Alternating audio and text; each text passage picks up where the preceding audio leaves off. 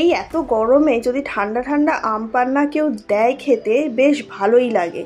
আর ঘরোয়া পদ্ধতিতে যদি বানানো হয় তাহলে তো কোনো কথাই নেই। তো আজকে কিভাবে ঘরের মধ্যেই খুব সহজে তোমরা আম পান্না বানিয়ে নেবে সেটারই একটা ভিডিও নিয়ে চলে এসেছি। এখানে আমি দুটো বড় বড় আম নিয়েছি। আম নিয়ে ভালো করে ধুয়ে এটাকে কেটে নিয়েছি। এখানে আমি পুরো কাঁচা আম ব্যবহার করিনি, হালকা একটু পেকে গেছে এরকম আম নিয়েছি। সাথে নিয়েছি একটা কাঁচা লঙ্কা আর এক টুকরো আদা। লঙ্কাটা তোমরা চাইলে এখানে একটু বেশি দিতে পারো, কিন্তু ঝাল যেহেতু আমাদের বাড়িতে কেউ খুব একটা খায় না তার জন্য আমি এখানে লঙ্কাটা একটাই নিয়েছি। এরপরে কি করব, একটা কড়াইতে জল নিয়ে নেব। আর এখানে আম আর আদা যে লঙ্কাটা নিয়েছিলাম সেটাই জলের মধ্যে অল্প একটু নুন দিয়ে ভালো করে নাড়িয়ে এটা ঢাকা দিয়ে রেখে দেবো যাতে আমটা সেদ্ধ হয়ে যায়। এরপরে একটা তাওয়াতে আমরা একটু জিরে নিয়ে নেবো, যে জিরে আমরা সাধারণত বাড়িতে ব্যবহার করে থাকি সেই জিরে। একটু জিরে নিয়ে ভালো করে জিরেটাকে ভেজে নেব। ভেজে নেওয়ার পরে এটাকে গুঁড়ো করে নেব। এখানে দেখো তার মধ্যে আমার আমটা যে জলটা ছিল সেটা ফুটে উঠেছে। এখানে প্রায় অর্ধেক আমটা কিন্তু সেদ্ধ হয়ে গেছে। এরপরেই দেখো জলটা পুরো টেনে নিয়েছে আর আমটাও ভালো মতো সেদ্ধ হয়েছে।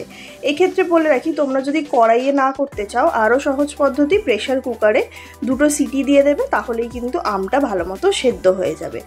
এরপরে যখন ঠান্ডা হয়ে যাবে তখন এই রকম চামচ দিয়ে ভালো করে আমগুলোকে, আমের পাল্প যেটা আছে সেটা বার করে নিতে হবে আর আমের খোসাগুলো ফেলে দিতে হবে। সাথে যেই আদা আর লঙ্কাটা ছিল সেটা কিন্তু ফেলে দিও না, সেটাও আমাদের ব্লেন্ডারে দিয়ে দিতে হবে। তো দেখো পুরো আমের পাল্পটা আমি বার করে নিয়েছি আর যে জিরেটা ছিল সেটাও আমি শিলনোড়াতে ভালো করে গুঁড়ো করে নিয়েছি।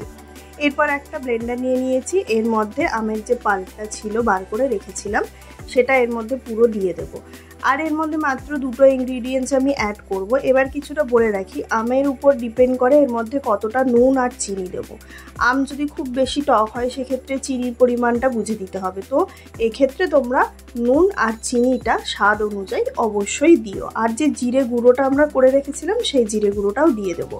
এখানে আমি বিট নুন ব্যবহার করছি, তোমরা চাইলে সাধারণ নুনও ব্যবহার করতে পারো। তো নুন আর চিনির পরিমাণটা তোমরা একটু বুঝে দিও তাহলেই হবে। আর সাথে অল্প একটু জল দিয়ে দিচ্ছি যাতে করে এটা ভালো করে ব্লেন্ড হতে পারে। ব্যাস, আর আমাদের কিছুই করার নেই, এখানে এটাকে ভালো করে ব্লেন্ড করে নিতে হবে, তাহলেই রেডি হয়ে যাবে ঘরোয়া পদ্ধতিতে, খুব সহজ পদ্ধতিতে আম পান্নার রেসিপি।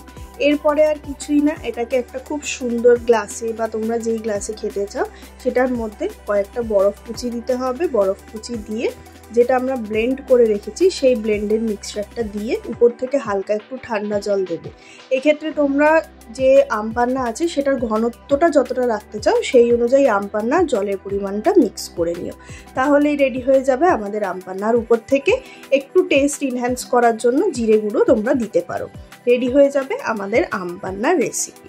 তাহলে দেরি না করে ঝটপট বানিয়ে ফেলো এই গরমে ঠান্ডা ঠান্ডা আম পান্না বাড়িতেই। আর অবশ্যই জানিও তোমাদের এই ভিডিওটা কেমন লেগেছে, আর তোমরা যদি বানিয়ে থাকো তাহলে অবশ্যই জানিও তোমাদের টেস্টটা কেমন লেগেছে। আর অবশ্যই আমার চ্যানেলটিকে কিন্তু সাবস্ক্রাইব করতে ভুলো না। ভিডিওটা যদি ভালো লাগে তাহলে অবশ্যই একটা লাইক করে দিও। আর যদি তোমরা চাও এই রেসিপিটা তোমাদের ফ্যামিলি বা বন্ধুবান্ধব কেউ ট্রাই করুক তাহলে তাদের সাথে তোমরা চাইলে ভিডিওটা শেয়ার করতে পারো। তো পরে আবার দেখা হবে অন্য কোনো ভিডিওতে।